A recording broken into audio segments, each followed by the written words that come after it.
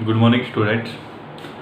तो बेटा आज की क्लास से हम आपका रिवीजन स्टार्ट कर देंगे। तो जैसा कि आप सभी को पता होगा कि अभी आपका टेंथ ऑफ जुलाई से आपका जो 3 माह के एग्ज़ाम हैं वो स्टार्ट हो जाएंगे आपके। ठीक है, तो अभी जो ये बचे हुए हमारे पास 9 या 10 दिन हैं, तो इसमें क्या करेंगे हम, आपका जितना भी सिलेबस हुआ है फिजिक्स के अंदर वो पूरा उसका रिवीजन करेंगे। ओके, तो आपका जैसे कि अगर मैं देखूं टोटल नंबर ऑफ क्लासेस कितनी हैं, तो आज से 1 जुलाई से लेकर 10 जुलाई तक शायद 2 दिन हमारी क्लास नहीं है बीच में, और बीच में 1 या 2 संडे भी आ जाएंगे।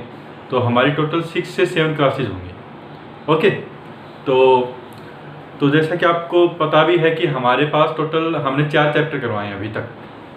तो जो फर्स्ट जो चैप्टर है हमारा यूनिट्स एंड डायमेंशन किया था हमने कंप्लीट। सेकंड जो चैप्टर करा था हमने वो करा था वेक्टर्स। थर्ड वाला जो चैप्टर किया था वो था some basic mathematical tools. And the fourth वाला जो चैप्टर था वो हमारा करा था error analysis and significant figures. और उसके बाद थोड़ा सा हमने पार्ट काइनेमेटिक्स का भी कंप्लीट करवाया था। तो मैं मोर और लेस आपके 4 चैप्टर मानते हुए चल रहा हूँ कि आपके ये 4 चैप्टर मैंने कंप्लीट करवा दिए थे। तो अभी यही 4 चैप्टर्स का मेरे को रिवीजन करवाना है। ओके, तो हमारे पास टोटल नंबर ऑफ क्लासेज हैं वो बेटा 6 हैं। तो मैं क्या कर रहा हूँ कि आपका जो फर्स्ट 2 क्लासेज हैं, जैसे आज की क्लास और कल की क्लास में आज की क्लास और कल की क्लास में यूनिट्स एंड डायमेंशन का आपका रिवीजन कर देंगे। ठीक है, उसके बाद एक क्लास शायद वेक्टर्स में लगेगी, और एक क्लास आप मान के चलो कि जो भी मैंने चैप्टर पढ़ाए उनमें सारे में एक क्लास लेके चलते हैं। तो उस एक क्लास के अंदर हमें एक चैप्टर पूरा कंप्लीट करते हुए चलेंगे। ओके, उसके बाद बेटा जैसे ये पूरा चैप्टर हमारा कंप्लीट हो जाएगा, तो उसके बाद मैं क्या करूँगा, आपको उससे रिलेटेड जितनी भी प्रॉब्लम्स है मेरे पास वो मैं आपसे शेयर कर दूंगा ग्रुप के ऊपर। तो आपको प्रॉब्लम्स लगानी है और उसी से रिलेटेड डाउट आप मेरे से पूछेंगे। ओके, नेक्स्ट क्लास में। ओके, तो लेट अस स्टार्ट। तो जो फर्स्ट जो चैप्टर जो मैंने आपको करवाया था वो तो क्या था, यूनिट्स एंड डायमेंशन। तो जो यूनिट्स एंड डायमेंशन ये जो हमारा चैप्टर है ये स्टार्ट होता है कहाँ से, फिजिकल क्वांटिटी से। जैसे किसी भी फिजिकल क्वांटिटी को जब हम मेजर करते हैं तो उसके लिए हम किसकी हेल्प लेते हैं, उसके लिए हम हेल्प लेते हैं यूनिट्स की। ठीक है, और डायमेंशन भी समवट फिजिकल क्वांटिटी से ही आपका रिलेटेड है। ओके, तो अभी शायद आपको पता भी होगा कि यूनिट्स और डायमेंशन, यूनिट से अगर हमको किसी भी फिजिकल क्वांटिटी के हमको यूनिट पता है तो उससे मैं डायमेंशन कैलकुलेट कर सकता हूँ, और डायमेंशन अगर मेरे किसी भी फिजिकल क्वांटिटी का पता है तो मैं उससे यूनिट भी फाइंड आउट कर सकता हूँ। ठीक है, तो बेसिकली क्या होता था कि जैसे कि हमने पढ़ा हुआ है कि यूनिट्स अगर हमको जैसे कोई भी यूनिट दी हुई है हमको, तो जैसे कि स्पीड की यूनिट होती है मीटर पर सेकेंड। तो आप अगर इसका डायमेंशन आपको निकालना है तो मीटर पर सेकेंड किसकी यूनिट है, मीटर आपकी यूनिट है लेंथ की। ठीक है, और जो सेकेंड है वो यूनिट है आपकी टाइम की। ठीक है, तो आपको लेंथ आप रिप्रेजेंट करते हैं किससे, कैपिटल एल से, और टाइम आप रिप्रेजेंट करते हैं कैपिटल टी से। ठीक है, तो जो भी आपको यूनिट्स दी हुई है उसकी हेल्प से आप क्या निकाल सकते हैं, आप डायमेंशन निकाल सकते हैं। ओके, तो अभी स्टार्ट करते हैं फिजिकल क्वांटिटी से। आपका तो फिजिकल क्वांटिटी क्या होती है, जो ऐसी कोई भी quantity which can be measure directly और इनडायरेक्टली। डायरेक्टली का और इनडायरेक्टली का क्या सेंस है कि जिसको या तो हम डायरेक्टली देख के बता सकते हैं या फिर किसी मेजरिंग इंस्ट्रूमेंट के थ्रू हम नाप सकते हैं। इनडायरेक्टली मीन्स किसी मेजरिंग इंस्ट्रूमेंट के थ्रू अगर आप किसी फिजिकल क्वांटिटी को नाप सकते हैं, तो ऐसी सभी क्वांटिटी को हम क्या बोलते हैं, फिजिकल क्वांटिटी बोलते हैं। तो जैसे कि मैंने एग्जांपल यहाँ पे दिए हुए हैं आपको, मास हो गया, लेंथ हो गया, फोर्स हो गया, एनर्जी हो गया, ठीक है, टाइम हो गया, ये सभी क्या है आपकी फिजिकल क्वांटिटी है, क्योंकि इन सभी फिजिकल क्वांटिटी को मैं मेजर कर सकता हूँ। आपको पता है मास को हम मेजर करते हैं किसमें, किलोग्राम में, लेंथ को भी इसी तरह से मीटर में, फोर्स को न्यूटन में, और एनर्जी को हम किसमें मेजर कर सकते हैं, जूल के अंदर। ठीक है, तो जो हमारी जो फिजिकल क्वांटिटी है इनको मेजर करने के लिए हम किसकी हेल्प लेते हैं, यूनिट्स की हेल्प लेते हैं। तो यूनिट क्या होती है, units are used to measure the physical quantity. अगर हमको कोई भी फिजिकल क्वांटिटी जिसको हमें मेजर करना है तो उसके लिए हम हमेशा किसकी हेल्प लेते हैं, यूनिट्स की हेल्प लेते हैं। ओके, तो जैसे कि एग्जांपल मैंने यहाँ पे दिया हुआ है कि मास को हम मेजर कर सकते हैं किसके अंदर, किलोग्राम के अंदर। सो किलोग्राम किसकी यूनिट है, मास की यूनिट है आपकी। ठीक है, सिमिलरली फोर्स को हम मेजर कर सकते हैं किसके अंदर, न्यूटन से। फोर्स को हम मेजर करते हैं किससे, न्यूटन से। तो न्यूटन किसकी यूनिट होगी आपकी, फोर्स की यूनिट होगी। ठीक है, सिमिलरली और एग्जांपल भी मैंने दिए हुए हैं, जैसे सेकंड है, ये भी एक यूनिट है। ठीक है। सेकंड किसके लिए यूज होता है? टाइम को मेजर करने के लिए यूज होता है। ऐसे ही एनर्जी की यूनिट क्या है? जूल है, ठीक है। तो एनर्जी हमारी फिजिकल क्वांटिटी है, उसको मेजर करने के लिए यूनिट क्या होती है? जूल।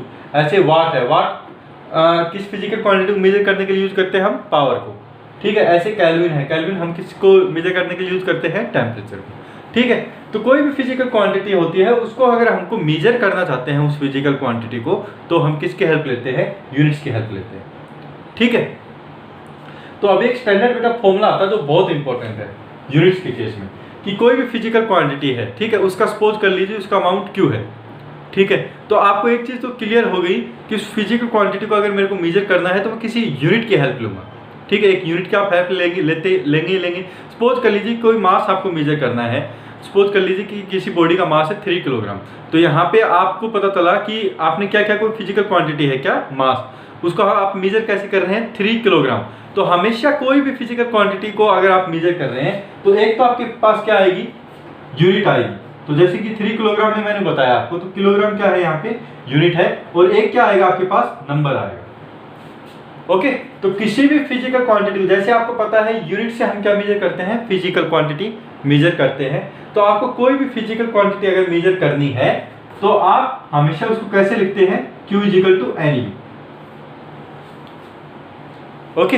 तो किसी भी फिजिकल क्वांटिटी को अगर मेरे को मेजर करना है तो उसका एक स्टैंडर्ड फॉर्म होता है कि वो होती है क्या? N into you. तो सबसे पहले N तो क्या होता है? कोई नंबर आएगा उस यूनिट, ठीक, कोई नंबर होगा और उस नंबर के साथ कोई यूनिट होगी। तो जैसे मास को हम रिप्रेजेंट करते हैं, मास सपोज कर लिए मास इज 3 किलोग्राम। तो यहाँ पे आप देख रहे हैं कि फिजिकल क्वांटिटी क्या है? हमारी मास है, और वो मैं रिप्रेजेंट कैसे कर रहा हूँ? 3 इंटू किलोग्राम। तो N क्या है? यहाँ पे 3 है, और U क्या है? यहाँ पे किलोग्राम, ठीक है। तो कोई भी फिजिकल क्वांटिटी के स्टैंडर्ड फॉर्म में अगर किसी भी जनरल में फॉर्मूला लिखना चाहूँ कि किसी भी फिजिकल क्वांटिटी को जनरल फॉर्मूला में कैसे रिप्रेजेंट करूँ, तो जनरल फॉर्मूला क्या हो जाएगा? उसका कोई N नंबर होगा और उसके बाद में कोई यूनिट होगी, ठीक है। तो अभी आपको पता है कि एक फिजिकल क्वांटिटी को मेजर करने के लिए मोर देन 1 यूनिट भी हो सकती है। जैसे कि मैं बता रहा हूँ यहाँ मास, जैसे हम मेजर कर रहे हैं 3 किलोग्राम में, ओके। तो हो सकता है कि आप एक से ज़्यादा यूनिट ले, सपोज कर लीजिए आप ग्राम में मेजर करना चाह रहे हैं, तो आपका जो मास हो जाएगा वो कितना हो जाएगा? 3 किलोग्राम का 3000 ग्राम हो जाएगा, ठीक है। तो एक ही फिजिकल क्वांटिटी को मेजर करने के लिए there can be more than 1 units, ठीक है। तो मोर देन 1 यूनिट हो सकती हैं। तो उस केस के अंदर अगर मैं बात करूँ कि सपोज कर लीजिए कि there are n types of unit to measure a physical quantity. तो हम कैसे लिख सकते हैं कि एक फिजिकल क्वांटिटी को मैं मेजर कर रहा हूँ Q इजिकल टू, तो ये मैं लिख सकता हूँ क्या? N1 U1 N2 U2 is equal to N3 U3। ये बहुत इंपॉर्टेंट फॉर्मूला है कि एक कोई भी फिजिकल क्वांटिटी Q, उसको मैं एक मोर देन 1 यूनिट्स के अंदर मेजर करना चाह रहा हूँ, ठीक है। तो फर्स्ट यूनिट सपोज कर लीजिए वो है उसकी U1 है, तो नंबर कोई डिफरेंट होगा, N1 होगा। सेकंड यूनिट सपोज कर लीजिए उसकी U2 है, तो कोई नंबर डिफरेंट आएगा, N2। थर्ड यूनिट आप सपोज कर लीजिए U3 है, कोई नंबर आएगा डिफरेंट, दैट इज N3। इसी तरह से आप लिख सकते हैं, ठीक है। यहां से एक चीज आप नोट डाउन कर सकते हैं कि अगर आपकी ये जैसे U1 U2 U3 ये क्या है? आपकी यूनिट है। तो अगर आपकी यूनिट छोटी होगी, अगर आपकी यूनिट छोटी होगी तो नंबर जो आएगा वो आपका क्या आएगा? बड़ा आएगा। अगर आपका यूनिट बड़ी होगी तो नंबर आएगा वो क्या आएगा? आपका क्या आएगा? छोटा आएगा, क्योंकि N1 U1 दोनों का मल्टीप्लिकेशन इक्वल है। तो इसका मतलब अगर यूनिट बड़ी हुई तो आपका N1 छोटा आएगा, अगर आपकी यूनिट छोटी हुई तो N2 क्या आएगा? आपका बड़ा है। तो जैसे कि यहाँ पे मैं आपको समझाता हूँ कि सपोज कर लीजिए किसी कोई बॉडी है, उसका मैंने मास मेजर किया किलोग्राम के अंदर, तो आपका जो मास आएगा कितना आएगा? 3 किलोग्राम, ठीक है। अभी सपोज कर लीजिए मैं ग्राम की हेल्प से मेजर कर रहा हूँ, तो आपका जो मास आएगा कितना आएगा उस बॉडी का? 3000 ग्राम। तो यहाँ पे आप देखिए कंपेयर कीजिए N1 U1 is equal to N2 U2, ठीक है। तो मास कोई फिजिकल क्वांटिटी है, उसको 2 यूनिट से मेजर कर रहा हूँ। एक तो यूनिट हमारी होगी क्या? किलोग्राम, दूसरी यूनिट क्या हुई? ग्राम। तो जब मैं किलोग्राम से मेजर किया तो मेरा आया 3 किलोग्राम, और जब मैं ग्राम से मेजर किया तो वो आ गया मेरा 3000 ग्राम। तो आप यहाँ पे देख लीजिए, अभी मैंने पूछा आपको किलोग्राम और ग्राम में कौन सी बड़ी यूनिट है, तो आप बोलेंगे आपको किलोग्राम बड़ी यूनिट होती है ग्राम से। तो यहाँ पे U1 बड़ी है U2 से, U1 is greater than U2, क्योंकि किलोग्राम बड़ा है ग्राम से। तो यहाँ पे आप देख सकते हैं N1 छोटा आया आपका, N2 क्या है? आपका बड़ा है। N2 क्या है? 3000, N1 क्या है? आपका 3, ठीक है। तो ये चीज आपको याद रखनी है।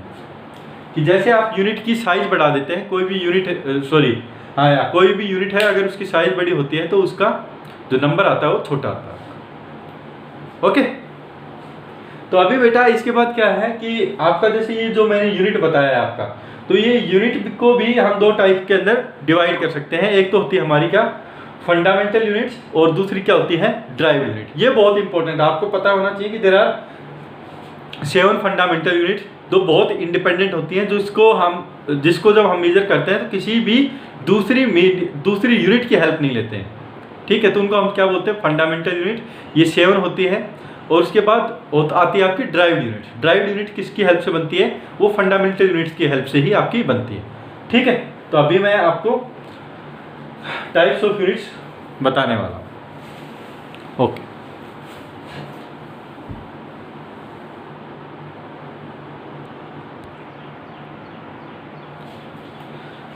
ओके स्टूडेंट्स, तो अभी मैंने आपके लिए fundamental types of physical quantity, जैसे मैंने आपको बताया था कि टाइप्स ऑफ फिजिकल क्वांटिटी हमारी दो तरह की फिजिकल क्वांटिटी होती है। एक तो फंडामेंटल होती है, दूसरी क्या होती है आपकी, ड्राइव होती है। तो फंडामेंटल क्वांटिटी कौन सी होती है, जो इंडिपेंडेंट होती है, जिनको अगर हम जिन क्वांटिटीज के लिए को हम फर्दर जैसे उनको हम तोड़ना चाहें तो हम तोड़ नहीं सकते उसको। ठीक है, तो इसलिए उसको हम क्या बोल देते हैं, उनको हम इंडिपेंडेंट बोल सकते हैं। तो ये हमारी क्या होती है, 7 होती हैं। ये आपको बिल्कुल याद रहना चाहिए, आपको 7 फंडामेंटल क्वांटिटी, बहुत ज़्यादा बेसिक क्वेश्चन है। तो ये होती है हमारी कितनी, 7 होनी चाहिए। आपको पता होना चाहिए कि 7 फंडामेंटल क्वांटिटीज कौन कौन सी हैं, और उसके लिए जो हम सिंबल यूज़ करते हैं और या फिर जो नोटेशन यूज़ करते हैं वो क्या क्या है उसके लिए। ठीक है, तो जो फंडामेंटल क्वांटिटी है लेंथ, एक होता है हमारा, सेकंड होती है मास, थर्ड होता है टाइम, फोर्थ होता है करंट, फिफ्थ होता है टेम्परेचर, सिक्स होता है हमारा ल्यूमिनस इंटेंसिटी, सेवंथ होता है हमारा अमाउंट ऑफ सब्सटेंस। ठीक है, तो ये 7 होती है क्या हमारी फंडामेंटल क्वांटिटी। दूसरी जो बहुत इंपॉर्टेंट चीज़ है बेटा इसमें, ये जितनी भी फंडामेंटल क्वांटिटी जो मैंने बताई है आपको, 7 फंडामेंटल क्वांटिटीज होती हैं, तो इनके लिए एक पर्टिकुलर सिंबल होता है। वो सिंबल भी आपको बहुत ज़्यादा यूज में होने वाला है, किसके लिए, डायमेंशन। जब आप डायमेंशन चैप्टर करेंगे तो डायमेंशन चैप्टर में आपका फंडामेंटल क्वांटिटीज आने वाला है। ये जो सिंबल आते हैं फंडामेंटल क्वांटिटी के, ये बहुत ज़्यादा यूज होते हैं वहाँ पे, क्योंकि डायमेंशन में जब आप यूज करते हैं तो आप केवल और केवल ये सिंबल्स ही यूज करते हैं डायमेंशन के अंदर। जब आपने पढ़ा हुआ चैप्टर तो आपको ने देखा होगा कि डायमेंशन हमारे ऐसे होते हैं, MLT-2, इस तरह से हमारे डायमेंशन आते हैं। तो वहाँ पे आप क्या यूज करते हैं, ये जितनी भी हमारी फंडामेंटल क्वांटिटीज हैं इनके सिंबल्स यूज करते हैं। ठीक है, तो आपको पता होना चाहिए कि जैसे लेंथ मेरी फंडामेंटल क्वांटिटीज है, तो उसके लिए जो सिंबल यूज होता है वो क्या होता है आपका, कैपिटल L यूज होता है। इसी तरह मास के लिए क्या यूज होता है, कैपिटल M। टाइम के लिए क्या होता है, कैपिटल T। ये तो बहुत ज्यादा बेटा यूज होते हैं, मास, लेंथ, टाइम, ये तो बहुत ही ज्यादा यूज होते हैं। तो आपको बिल्कुल पता होना चाहिए कि मास के लिए कैपिटल M, लेंथ के लिए कैपिटल L और टाइम के लिए कैपिटल T। सिमिलरली अगर आपको कई बार करंट का भी पूछ सकता है, तो करंट के लिए I भी यूज कर सकते हैं और आप A भी यूज कर सकते हैं। टेम्परेचर कई बार आ सकता है, किसी प्रॉब्लम में पूछ ले तो आपके Q। ल्यूमिनस इंटेंसिटी के लिए CD और अमाउंट ऑफ सब्सटेंस के लिए मोल। तो ये हम सिंबल यूज करते हैं। ओके, तो ये आपको पूरा याद होना चाहिए। तो दूसरी टाइप की जो फिजिकल क्वांटिटीज होती हैं उनको हम बोलते हैं क्या, ड्राइव्ड क्वांटिटीज। उसको हम बोल देते हैं क्या, ड्राइव्ड फिजिकल क्वांटिटी। तो मैं साइड में लिख रहा हूं,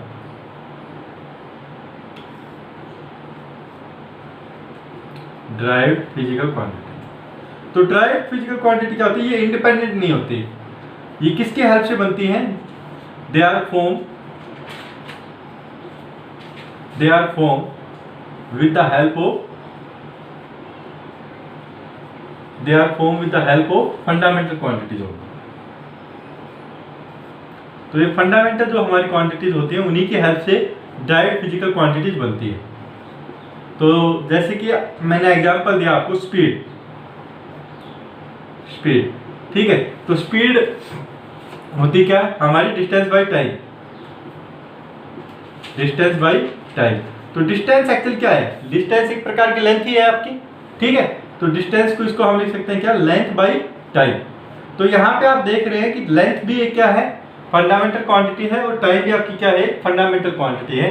तो स्पीड आपकी क्या है, ड्राइव्ड क्वांटिटी है। ओके, स्पीड ड्राइव्ड क्वांटिटी का एग्जांपल है। तो इसका मतलब जो स्पीड जो कि ड्राइव्ड क्वांटिटी है वो किसकी हेल्प से बनी है, फंडामेंटल क्वांटिटी, दो फंडामेंटल क्वांटिटीज की हेल्प से बनी है, which is length and time. ठीक है, तो इन सातों को छोड़ के, इन सातों जो मैंने ये 7 फंडामेंटल क्वांटिटीज बताई है आपको, इनको छोड़ के जितनी भी क्वांटिटीज एग्जिस्ट करती हैं इस वर्ल्ड के अंदर, वो सभी ड्राइव्ड क्वांटिटीज होती हैं। ठीक है, उनको ड्राइव्ड क्यों बोलते हैं? क्योंकि वो जितनी भी क्वांटिटीज आप देखते हैं इस वर्ल्ड के अंदर, जितनी भी क्वांटिटीज हैं apart from these 7 fundamental quantities, वो आप देखेंगे कि वो इन्हीं 7 फंडामेंटल क्वांटिटीज की हेल्प से ही बनती है। तो जैसे मैंने यहाँ पे आपको स्पीड बताया, तो स्पीड को आपने देखा कि 2 फंडामेंटल क्वांटिटीज की हेल्प से बनती है। इसी तरह से कोई और फिजिकल क्वांटिटी जैसे कि एक्सेलेरेशन हो गया या फिर फोर्स हो गया, तो वहाँ पे भी आप देखेंगे कि 2 या 3 फंडामेंटल क्वांटिटी को मैं मल्टीप्लाई कर रहा हूँ या फिर डिवीजन कर रहा हूँ, तो उन्हीं की हेल्प से ही आप क्या बना पा रहे हैं, ड्राइव्ड क्वांटिटीज बना पा रहे हैं। ठीक है, तो 2 तरह की 2 चीजें याद रखनी है फिजिकल क्वांटिटी के बारे में। एक तो होती है हमारी क्या, 2 तरह की फिजिकल क्वांटिटीज हो सकती है हमारी। एक तो फंडामेंटल होती हैं जो कि इंडिपेंडेंट होती हैं, 7 होती हैं इन नंबर्स, वो सात्विक सात्विक physical quantities along with their symbols, you have to remember.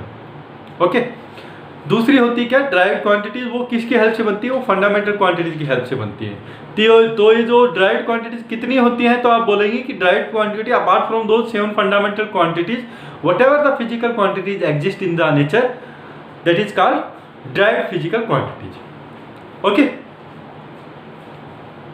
तो ये चीज आपको पता होना चाहिए। उसके बाद बेटा ये जो फंडामेंटल क्वांटिटीज हैं, तो यहाँ पे आपको पता चल गया कि लेंथ, मास, टाइम, ये बहुत ज़्यादा यूज होते हैं। तो ये मास, लेंथ और टाइम, इसको भी हम, आपको पता है लेंथ को हम मीटर में नाप सकते हैं, सेंटीमीटर में नाप सकते हैं या फिर मिलीमीटर में नाप सकते हैं। ऐसे मास को भी हम बहुत सारी क्वांटिटीज के अंदर नाप सकते हैं, बहुत सारी यूनिट्स के अंदर नाप सकते हैं। सिमिलरली टाइम को भी हम बहुत सारी यूनिट्स के अंदर नाप सकते हैं। तो हम ये जितनी भी फंडामेंटल क्वांटिटीज हैं, इसको हम किन यूनिट्स के अंदर नाप रहे हैं, उसके बेस के ऊपर हम डिफरेंट, हमारे पास होते हैं क्या, सिस्टम ऑफ यूनिट। ठीक है, तो जैसे कि हमारे पास आ जाता है क्या, एसआई सिस्टम है, सीजीएस सिस्टम है, एफपीएस सिस्टम है। तो वो सिस्टम कहाँ से निकल के आए हैं कि ये जो हमारी फंडामेंटल जो क्वांटिटीज हैं, उनको हम किस यूनिट के अंदर मेजर कर रहे हैं। तो different, there can be the different unit system. Okay, तो अभी डिफरेंट यूनिट सिस्टम के बारे में भी देख लेते हैं। तो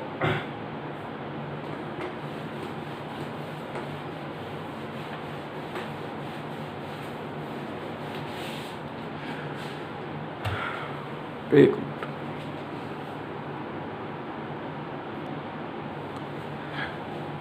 ओके, सो बेटा यहाँ पे मैंने एसआई यूनिट सिस्टम में different types of unit system, तो मैंने आपको बताया था कि फंडामेंटल क्वांटिटीज हमारी 7 होती है, और उन फंडामेंटल क्वांटिटीज को हम किस यूनिट के अंदर मेजर करते हैं, तो उसके बेस के ऊपर डिफरेंट यूनिट सिस्टम भी, there are different unit system.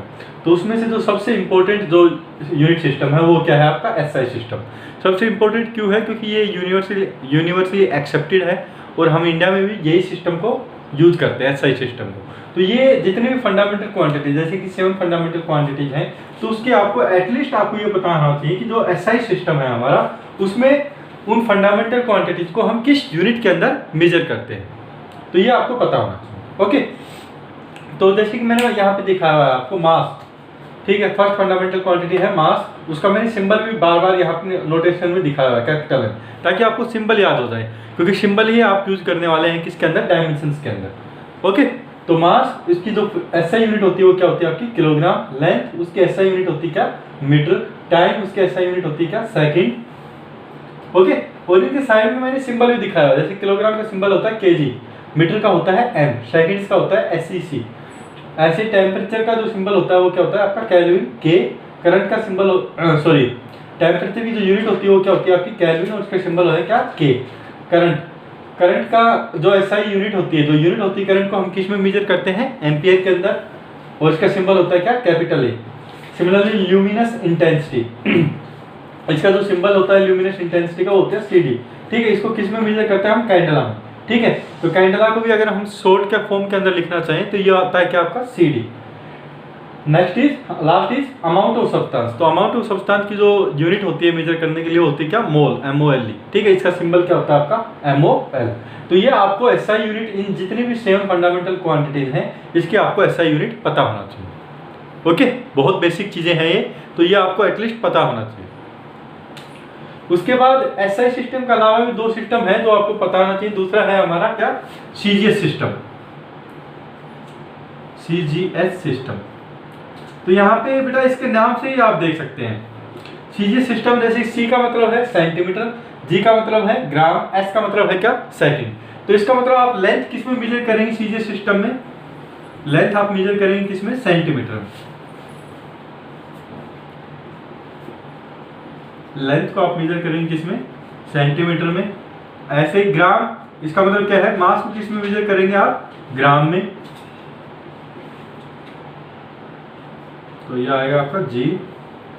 और टाइम को आप अगेन किसमें मेजर करेंगे, सेकंड्स के अंदर। आपका सिंबल होगा क्या, एस, ठीक है। सिमिलरली एक और सिस्टम होता है हमारा एफपीएस सिस्टम, एफपीएस सिस्टम। तो अगर इसको आप देखेंगे तो ये होता है क्या, F means feet, F P means pound, S means second. तो इसका मतलब जो लेंथ को जो आप मेजर करेंगे इसके अंदर, तो लेंथ को आप मेजर करेंगे किसके अंदर, फीट के अंदर, ओके। और मास को किसमें मेजर करेंगे आप, पाउंड्स के अंदर, ओके। और टाइम को अगेन वही सेकंड्स के अंदर आप मेजर करेंगे, ओके। यहाँ पे बेटा ऐसा नहीं है कि इसमें 3 ही होती है, यहाँ पे भी 7 होती है, लेकिन ये 3 ही हम यूज करते हैं क्योंकि हमारी जो डायमेंशन है उसके अंदर मोस्ट प्रोबेबली आप देखेंगे कि मास, लेंथ और टाइम का ही यूज होता है। तो that is why we are discussing about the 3 units only, 3 fundamental units in case of CGS system and FPS system. क्योंकि इन सिस्टम्स को हम यूज नहीं करते, तो आपको एक बेसिक आइडिया होना चाहिए कि ये सिस्टम भी हमारे होते हैं, ओके। तो आपको 7 की 7 यूनिट ये याद करने की जरूरत नहीं पड़नी चाहिए, याद करने की जरूरत नहीं है किस केस में, सीजीएस सिस्टम में और एफपीएस सिस्टम में। आप एसआई सिस्टम यूज करते हैं तो वहां पे आपको 7 की 7 जितने भी फंडामेंटल क्वांटिटी है उनकी क्या यूनिट होनी चाहिए, तो वो आपको याद होनी चाहिए, क्योंकि ये ज्यादा इंपॉर्टेंट है आपका एसआई सिस्टम, क्योंकि ये हम फ्रीक्वेंटली यूज करते हैं, ओके। तो यहां तक बेटा आपका यूनिट का जो पार्ट है वो खत्म हो जाता है। अभी हम देखने वाले हैं क्या, डायमेंशन, ओके।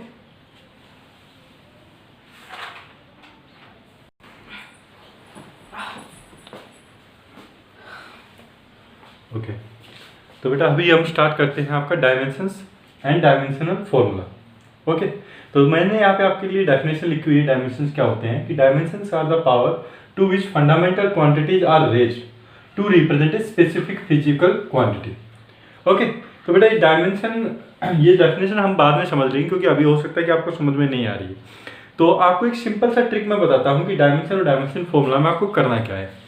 तो सपोज कर लीजिए कि कोई भी, जैसे कि आपको फिजिकल क्वांटिटी दे दी जाएगी, सपोज कर लीजिए कि मोमेंटम दे दिया गया आपको, ठीक है। तो आपको पूछ लेगा कि इसका डायमेंशन क्या है और इसका डायमेंशनल फॉर्मूला क्या है, ये आपसे पूछ लेगा। तो आपको अगर डायमेंशन का निकालने हैं किसी भी फिजिकल क्वांटिटी के, डायमेंशनल फॉर्मूला निकालना है, तो आपको सबसे पहली चीज क्या करना पड़ेगा कि जो भी फॉर्मूला आपको दिखा है, आपकी जो भी फिजिकल क्वांटिटी है उसका आपको डायरेक्ट फॉर्मूला जो भी आपको पता है वो फॉर्मूला लिखना पड़ेगा। उसके बाद जो भी फॉर्मूला आप लिखते हैं उस फॉर्मूला को आप डिवाइड करते हुए चलेंगे, ठीक है। और उस फॉर्मूला को आपको किस चीज के अंदर कन्वर्ट कर देना है, उस कंप्लीट फॉर्मूला को आपको फंडामेंटल क्वांटिटीज के अंदर कन्वर्ट कर देना है, ठीक है। तो जैसे ही आपको पूरा फॉर्मूला फंडामेंटल क्वांटिटीज के अंदर कन्वर्ट हो जाएगा, सभी फंडामेंटल क्वांटिटीज के अंदर पूरा फॉर्मूला फंडामेंटल क्वांटिटीज के अंदर कन्वर्ट हो जाएगा, तो इसका मतलब आप उस फॉर्मूले को फर्दर डिवाइड नहीं कर सकते हैं, ओके। तो आपको करना क्या है, डायमेंशन और डायमेंशन फॉर्मूला किसी भी फिजिकल क्वांटिटी को फाइंड आउट करने के लिए सबसे पहले जो भी फॉर्मूला आपको पता है वो फॉर्मूला आप लिखेंगे। उसके बाद उस फॉर्मूला को आप डिवाइड करते हुए चलेंगे कि such that the entire formula is being converted into the fundamental quantities, okay. तो जैसे ही आपका फंडामेंटल क्वांटिटीज में वो फॉर्मूला कन्वर्ट हो जाता है, तो उसके बाद आप उस क्वांटिटी के डायमेंशन भी निकाल सकते हैं और उस क्वांटिटी का डायमेंशनल फॉर्मूला भी निकाल सकते हैं। एक एग्जांपल जैसे मैं आपको बताता हूँ, सपोज कर लीजिए कि आपको निकालना है क्या, dimensional formula, dimension of, you need to find out the dimensions of momentum P। तो बेटा अगर आपको डायमेंशनल फॉर्मूला निकालना है, किसी डायमेंशन या डायमेंशनल फॉर्मूला निकालना है, तो सबसे पहले तो आपका मोमेंटम आपको पता होना चाहिए, इसका फॉर्मूला क्या है, ओके। हो सकता है कि क्वेश्चन के अंदर आपको दे दिया जाए कि डायमेंशन का फॉर्मूला ये है कि डायमेंशन का फॉर्मूला होता है मास इंटू वेलोसिटी, और हो सकता है कि आपको ना दिया जाए, तो आपको बेसिक जितने भी फॉर्मूले हैं वो आपको पता होना चाहिए। ठीक है, तो शायद आपको पता होगा कि जो मोमेंटम होता है हमारा वो क्या होता है, मोमेंटम P क्या होता है आपका, मास इंटू वेलोसिटी। तो m इंटू वी क्या होता है, मोमेंटम का फॉर्मूला होता है। तो अभी मैंने बताया कि आपको अगर डायमेंशन भी निकालना है, डायमेंशन और फॉर्मूला निकालना, तो आप क्या करेंगे, पूरे एंटायर फॉर्मूला को किसके अंदर कन्वर्ट करेंगे, फंडामेंटल क्वांटिटीज के अंदर कन्वर्ट करेंगे। और वो कैसे कन्वर्ट करेंगे, आप पूरे फॉर्मूला को और ज्यादा पार्ट्स के अंदर डिवाइड करते हुए चलेंगे। मैक्सिमम आप कहां तक डिवाइड कर सकते हैं, जब पूरा का पूरा फॉर्मूला किसके अंदर कन्वर्ट हो जाए, फंडामेंटल क्वांटिटीज के अंदर कन्वर्ट हो जाए। आपको पता है कि फंडामेंटल क्वांटिटीज तो टूट नहीं सकती है फर्दर, क्योंकि वो क्या होती है, आपकी इंडिपेंडेंट होती है। तो जैसे कि मोमेंटम मैंने लिखा मास इंटू वेलोसिटी, अभी P आप क्या लिख सकते हैं, मास इंटू वेलोसिटी, ये मैंने लिख दिया। अभी आपको पता है कि आप मास को फर्दर डिवाइड कर सकते हैं। आपको ऑलरेडी पता है कि जो मास होता है वो क्या होता है हमारा, वो ऑलरेडी एक फंडामेंटल क्वांटिटी है। इसका मतलब मास को तो आप डिवाइड नहीं कर सकते हैं। तो मैंने मास को तो ऐसे ही कैसे लिख दिया। और वेलोसिटी का क्या फॉर्मूला होता है, वेलोसिटी होती है आपकी क्या, डिस्प्लेसमेंट बाय टाइम।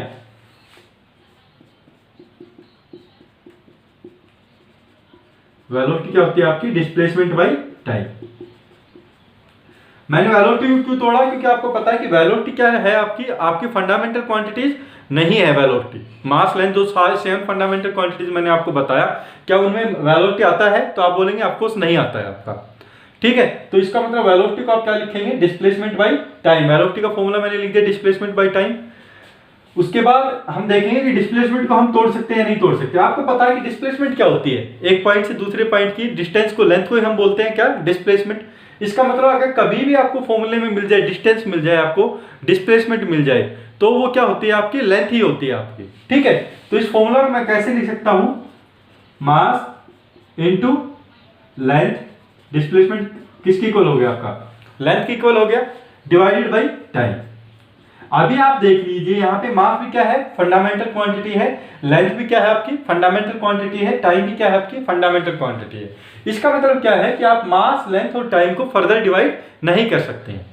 ओके, तो P को मैंने कैसे लिख दिया, साइड में मैं यहाँ पे कर रहा हूँ, P को मैंने कैसे लिख दिया, मास, इसकी पावर आप मान सकते हैं 1 है, इंटू लेंथ, इसकी पावर क्या मान सकते हैं आप 1 इंटू टाइम।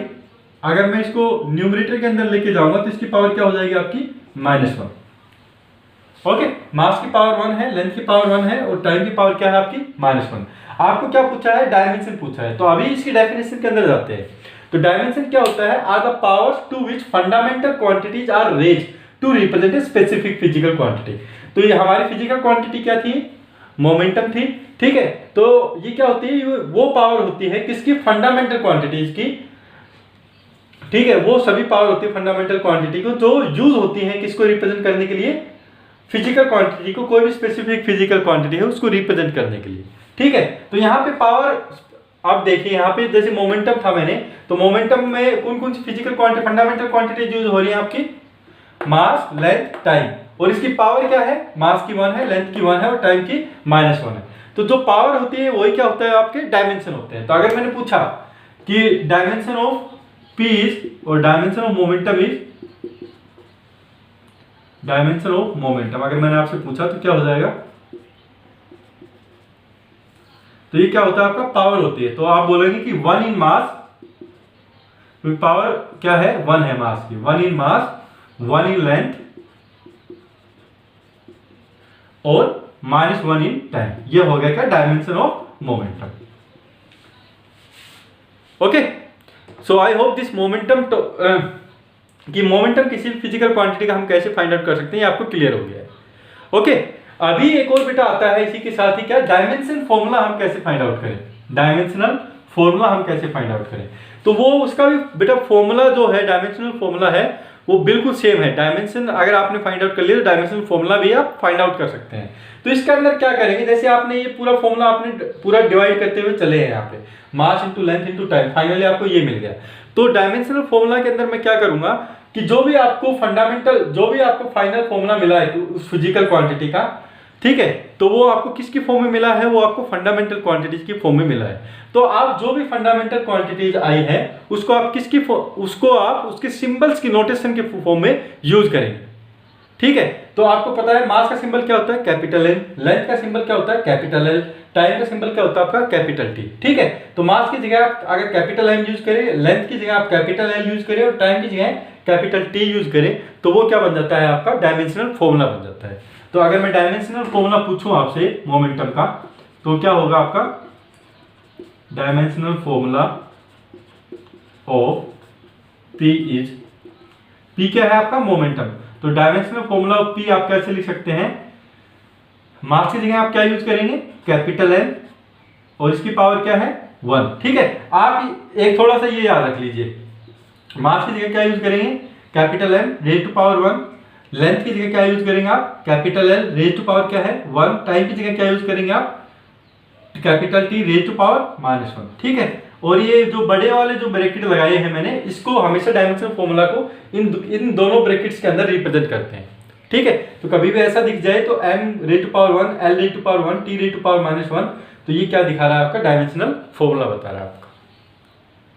ठीक है, किसी बड़ी ब्रैकेट के अंदर अगर आपको डायमेंशनल फॉर्मूला ऐसे आपको m की पावर 1, l की पावर 1, t की पावर -1 दिख जाए, तो इसका मतलब क्या है, ये आपका डायमेंशनल फॉर्मूला है। ओके,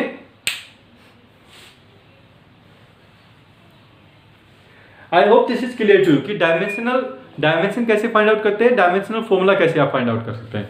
तो कोई भी फिजिकल क्वांटिटी आपको दी जाएगी, आपको क्या करना है, उस फिजिकल क्वांटिटी को उसके फॉर्मूला के फॉर्म में लिखना है, और उसके फॉर्मूला को फर्दर आप डिवाइड करते हुए चलेंगे such that the entire formula is being converted in the form of fundamental quantity. ठीक है, तो जैसे वो फंडामेंटल क्वांटिटी की फॉर्म में चेंज हो जाएगा, तो उस फॉर्मूला को उसके फंडामेंटल क्वांटिटीज की नोटेशन के रूप में हम यूज करेंगे, वही क्या हो जाएगा आपका डायमेंशनल फॉर्मूला। ओके, तो अभी जैसे कि सपोज कर लीजिए हमको फोर्स का फाइंड आउट करना है, हमको फोर्स का डायमेंशनल फॉर्मूला फाइंड आउट करना है। तो एक और कर देता हूं, डायमेंशनल फॉर्मूला ऑफ फोर्स।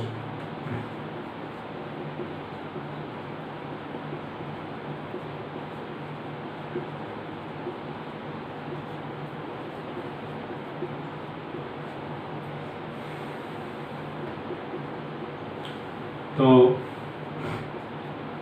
आपको पता है फोर्स क्या होता है, एच पर न्यूटन सेकंड, ये होता है मास टाइम एक्सेलरेशन। ठीक है, तो यहाँ पे मास तो क्या है आपका फंडामेंटल क्वांटिटी है, एक्सेलरेशन फंडामेंटल क्वांटिटी है नहीं है, तो इसका मतलब एक्सेलरेशन को आपको फर्दर डिवाइड करना पड़ेगा। तो फोर्स को आप कैसे लिख सकते हैं, force equal to F equal to mass into acceleration, और एक्सेलरेशन क्या होता है आपका change in the velocity by time. तो इसको आप लिख सकते हैं क्या, mass into change in velocity, change in velocity by time. Change in velocity क्या होता है, वेलोसिटी होता है।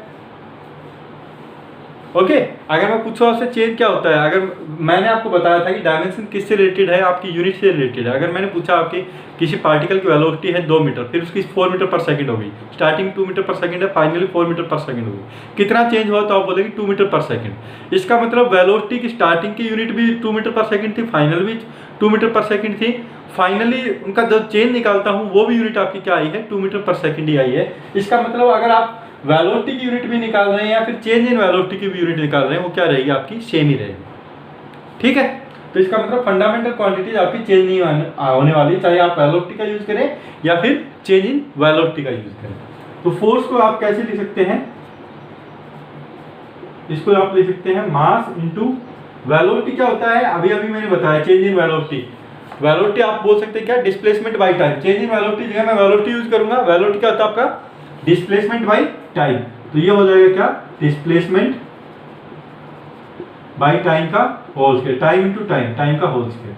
अभी आपको पता है डिस्प्लेसमेंट को किस में मेजर करते हैं, तो डिस्टेंस और डिस्प्लेसमेंट को हम लेंथ की फॉर्म में मेजर करते हैं। तो आपको पता है फोर्स को मैं कैसे लिख सकता हूं, फोर्स को कैसे लिख सकता हूं, ये होगा क्या, मास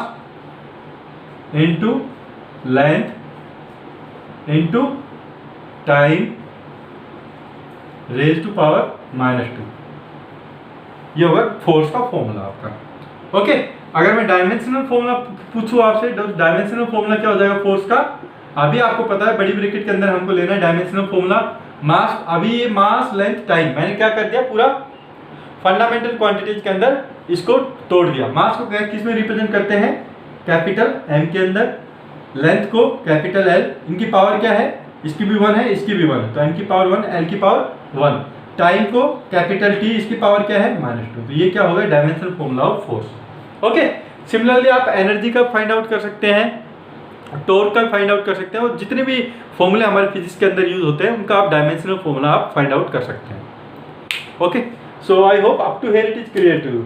आज मैं क्या दूंगा आपको, कुछ दे दूंगा, कुछ क्वेश्चन दे दूंगा जिसमें आपको डायमेंशनल फॉर्मूला फाइंड आउट करना पड़ेगा। ओके, तो वो आप homework as a part of your homework you have to do it. और कल आपको जैसे कोई भी डाउट होगा तो हम लाइव जो हमारी क्लास रहेगी उस पर हम डिस्कस कर लेंगे। Okay, so thank you.